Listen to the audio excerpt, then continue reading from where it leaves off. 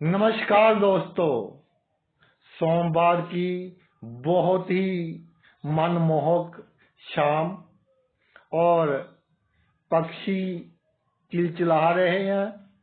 वातावरण मंत्रमुग्ध है। इस वातावरण में परमपिता परमात्मा से प्रार्थना करते हैं कि आप सब सुखी हो, स्वस्थ हो, मस्त हो और मजे में हो। हमेशा भगवान शिव की कृपा आप पर बनी रहे। तो भाई, आज मैं आपकी सेवा में एक नया वीडियो लेकर हाजिर हुआ हूँ। वीडियो शुरू करने से पहले आपसे विनम्र विनती है कि अगर आपको मेरा ये वीडियो अच्छा लगे तो मेरा चैनल सब्सक्राइब कर देना और मेरा वीडियो लाइक व शेयर कर देना।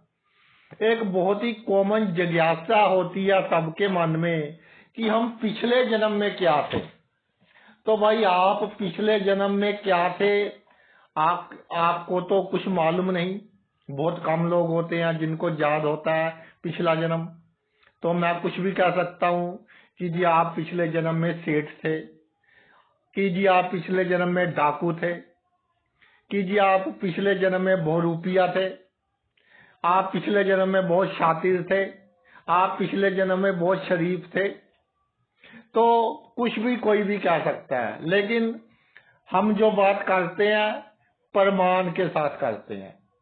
शास्त्रों में जो लिखा है और उसके बाद जो उसके प्रमाण है उसके अनुसार बात करते हैं। और जो शास्त्र लिखे गए थे वो कलयुग में लिखे गए थे।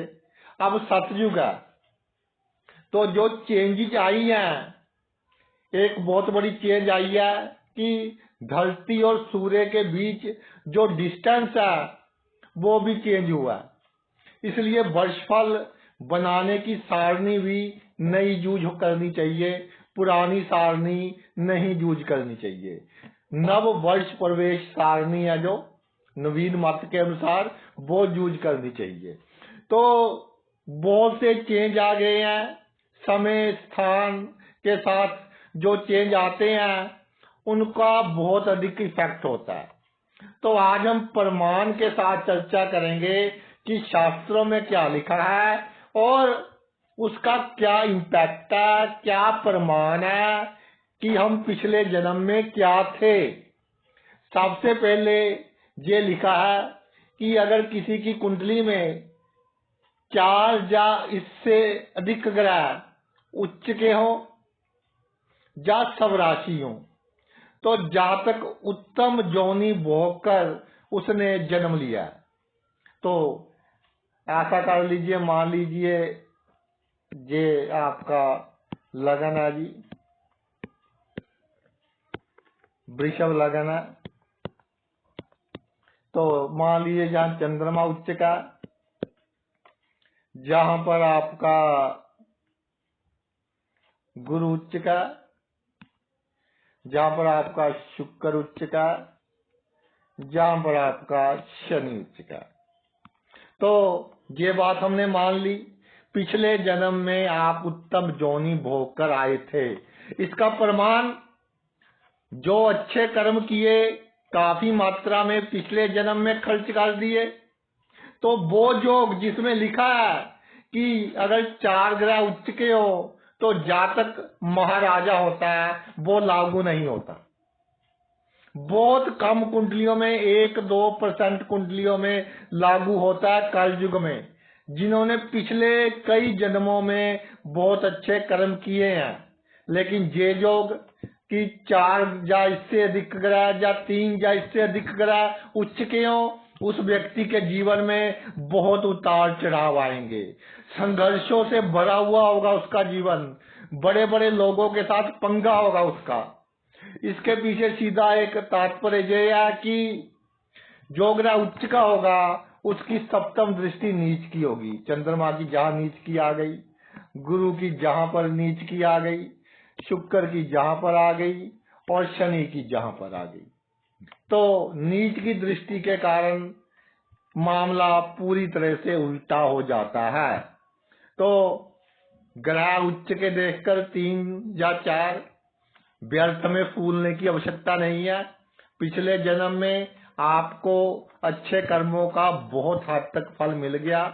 इस जन्म में बड़े बड़े उतार चढ़ाव आएंगे, यानी बड़ा काम तो होगा, बड़ा नाम भी होगा, लेकिन चिंता उससे भी बहुत बड़ी होगी।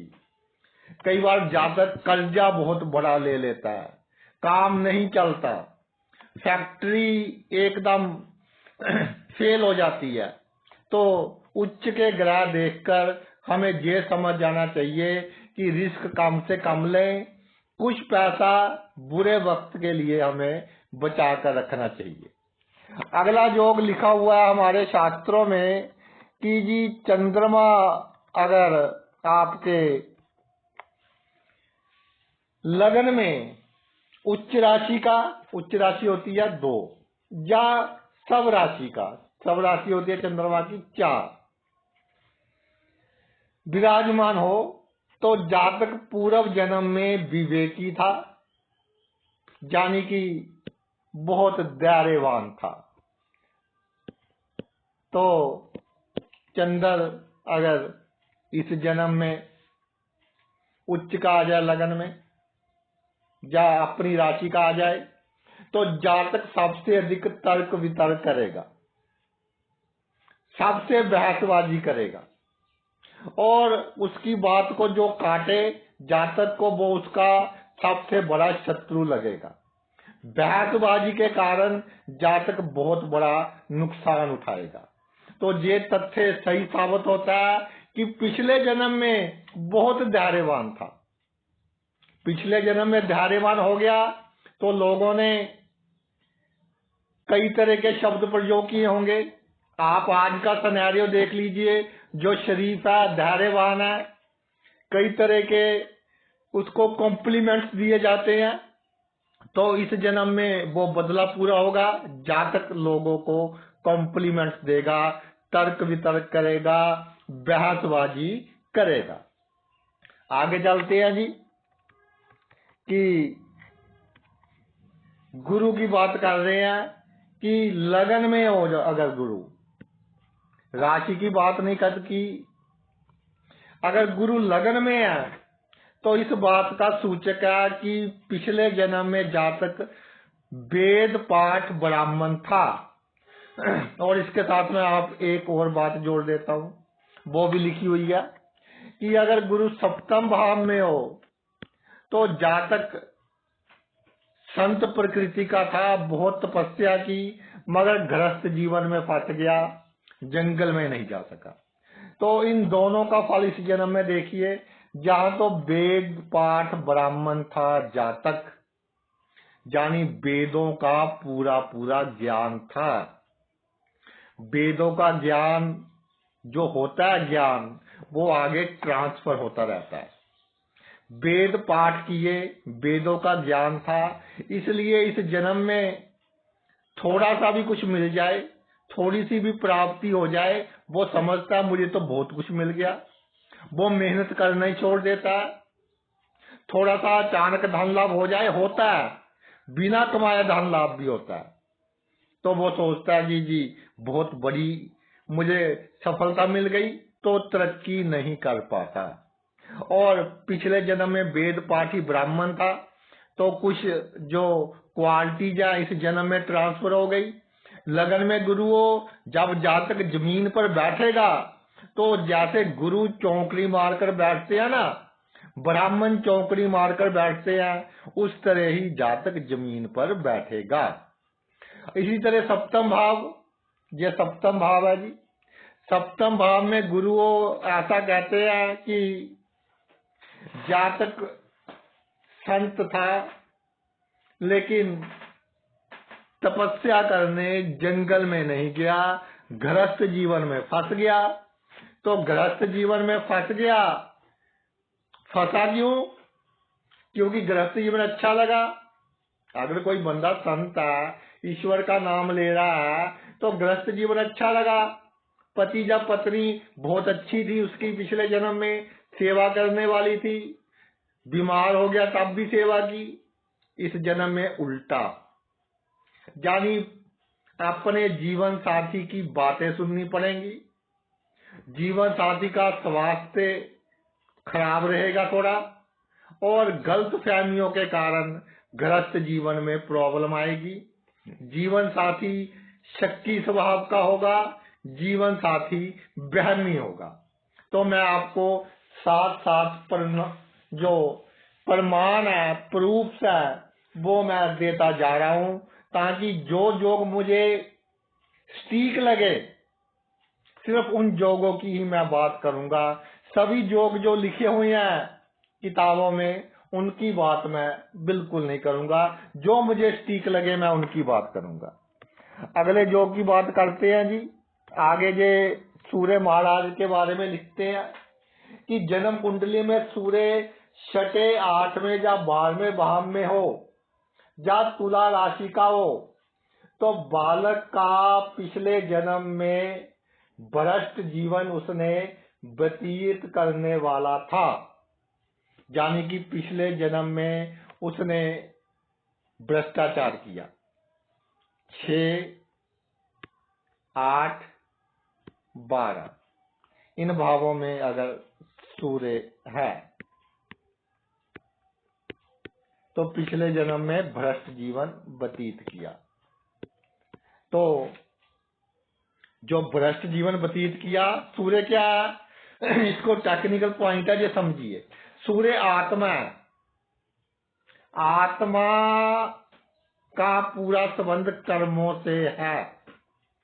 पिछले जन्म में भ्रष्ट जीवन व्यतीत किया अगर सूर्य 6, 8, 12 भावों में है तो जितना भ्रष्ट जीवन व्यतीत करना चाहिए था वो पिछले जन्म में नहीं किया।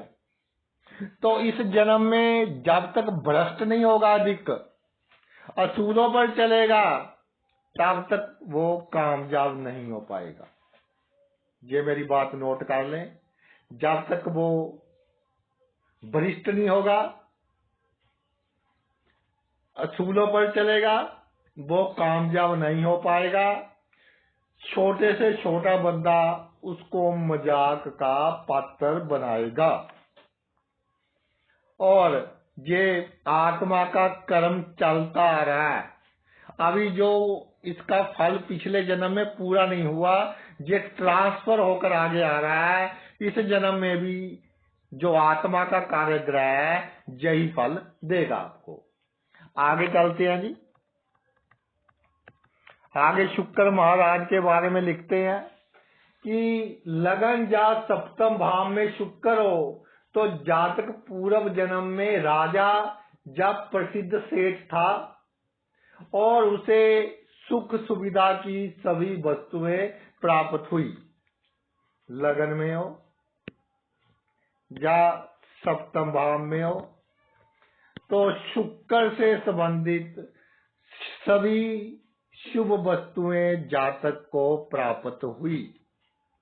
तो अब नोट कर लेना मेरी बात कि शुक्र अगर लगन में है तो ये आपकी जीवन में कम से कम 3-4 बार बदनामी करवाएगा। क्योंकि जब आपने पहले जन्म में सुख भोगा तब तो देखा नहीं कि कर्म कैसे हो रहे हैं। अब उन कर्मों का फल मिलेगा। शुक्र कैसे बदनामी देगा ये बात समझिए। वो कहते हैं ना कि हमें इतना ऊंचा मत उठाओ कि ऊपर चढ़ाकर पीछे से सीढ़ी खींच लो। शुक्र वही काम करेगा। जैसे इस पोजीशन पर पहुंचाना है, इस पोजीशन से, तो जहां से ये सीढ़ी का काम करेगा, सीढ़ी का काम किया और जहां पहुंच गया, इस पोजीशन पर पहुंच गया। और जब ऊपर चला गया, लोगों से पंगे ले लिए, तो ये सीढ़ी क्या है, खींच लेगा। तो फिर क्या होगा, बदनामी होगी, लोग अपना गुस्सा निकालेंगे और फिर जातक को लगेगा कि मेरी तो इतनी अट्रैक्टिव पर्सनैलिटी थी अब लोगों का व्यवहार चेंज कैसे हो गया भाई? ऐसे शुक्र आपको पानी पिला पिला कर मारेगा, तो इसकी आप समझ लेना क्या स्ट्रैटेजी है। लगन भाव में शुक्र विराजमान हो और सप्तम भाव में शुक्र विराजमान हो तो आपको गृहस्थ जीवन का सुख बहुत कम मिलेगा। अगर सप्तमेश कहीं बहुत ही स्ट्रांग हो जाए तब जाकर कुछ मात्रा में आपको सुख मिलेगा, वरना गृहस्थ जीवन का सुख आपको भाई बहुत कम मात्रा में मिलेगा, क्योंकि पिछले जन्म में ले लिया सभी सुख सुविधा, सेक्सुअल लाइफ, दूसरी लाइफ लगन में था, सप्तम भाव में था, तो ऑपोजिट सेक्स को यूज किया, ऑपोजिट सेक्स से पूरा मजा ले लिया। अब उनसे ऐसी ऐसी बातें सुनोगे कि बातें दिल पर भी लगेंगी और दिमाग पर भी लगेंगी। अगला योग ये बता रहे हैं शनि के बारे में। शनि महाराज के बारे में बता रहे हैं ये कि शनि महाराज अगर कुंडली में लगन में हो, 11वें भाव में हो, सप्तम भाव में हो या चौथे भाव में हो, तो जातक पाप पूर्ण कार्यों में रत था। किस किस भाव में हो? पहले भाव में, चौथे भाव में, सप्तम भाव में या 11वें भाव में। इन भावों में शनि महाराज अगर हो तो पहले जन्म में जातक ने पाप कर्म किए हैं। तो पाप कर्म किए हैं तो जितने पाप कर्म किए हैं उनका फल जब मिल जाएगा उसके बाद शनि बहुत अच्छा फल देंगे। शनि स्ट्रगल देते हैं, तो इसने 1, 4, 7 और 11 भाव ही क्यों लिखे हैं, ये एक सोच का विषय है। इसने इसलिए लिखे हैं कि जो लगन है वो तो ऑल इन ऑल हो गया, और जो सप्तम भाव है वो बहुत इंपॉर्टेंट भाव है, दसम से दसम है, चौथे से चौथा है, लगन के बिल्कुल सामने है, और छठे से दूसरा है, दुश्मन का धन है। इसके अलावा बिना आमदनी के बंदे को बहुत प्रॉब्लम होती है। जब आमदनी में संघर्ष हो तो सबसे बड़ा आजकल किसके पास पावर है? पैसे के पास। तो एक 11वां भाव ले लिया, तो चौथे भाव में भाई ऐसी क्या व्यवस्था दिखी? देखिए चौथा भाव जो है, जो बंदा अपने परिवार से सुखी नहीं ना, वो सबसे बड़ा दुखी है।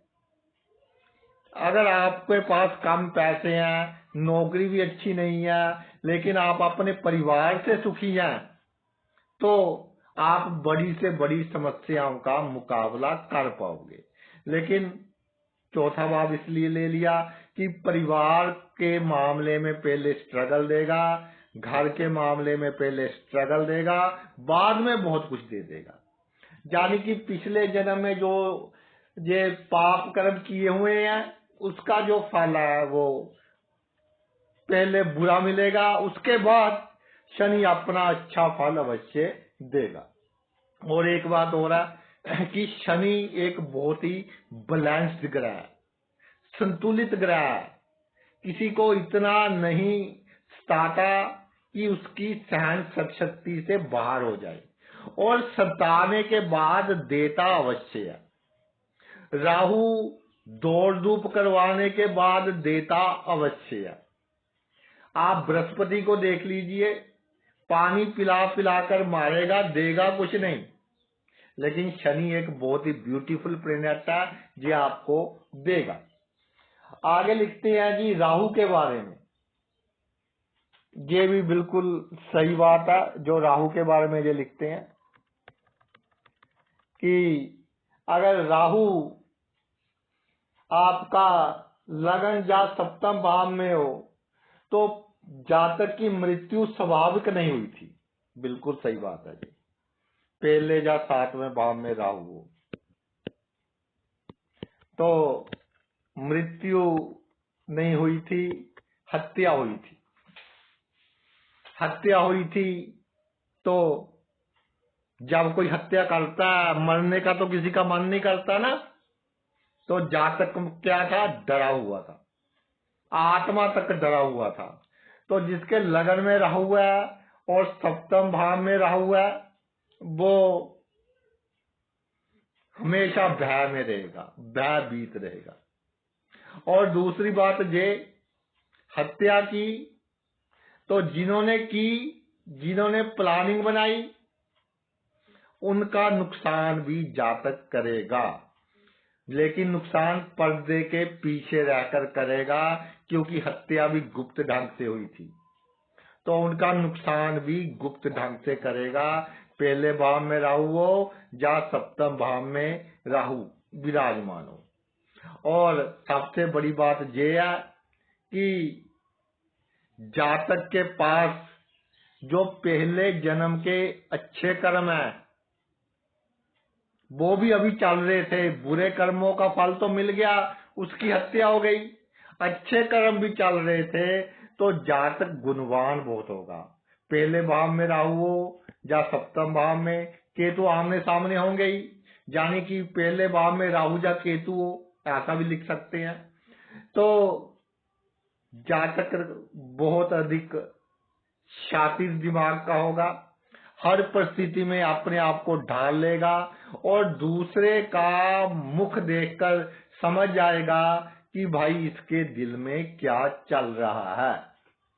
आगे लिखते हैं जी ये कि लगन में बुध हो तो जातक पिछले जन्म में बहुत क्लेशों से ग्रस्त रहा।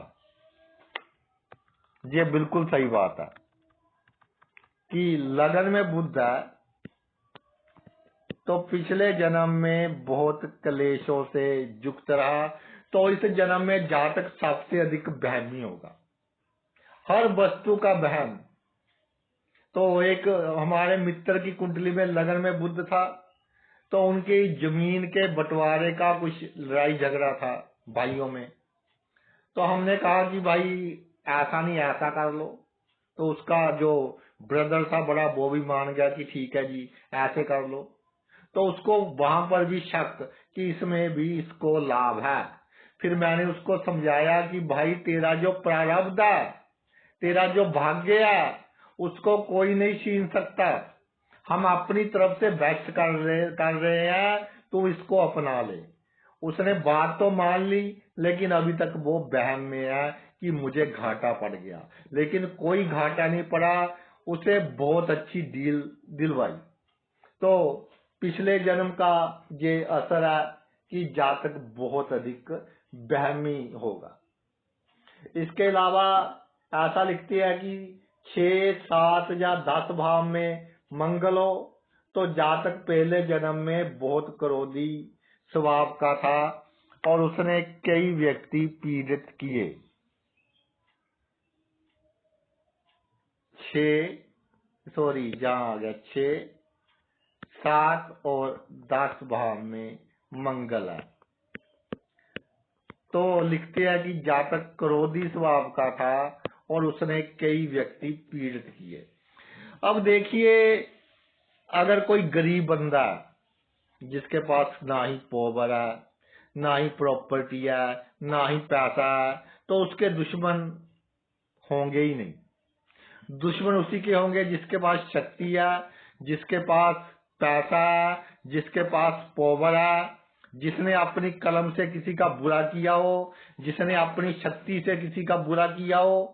तो इस जन्म में जातक के दुश्मन बहुत होंगे, क्योंकि पहले जन्म में जिनके साथ प्रॉब्लम क्रिएट की, अब वो इसके नजदीक आकर इससे बदला लेंगे।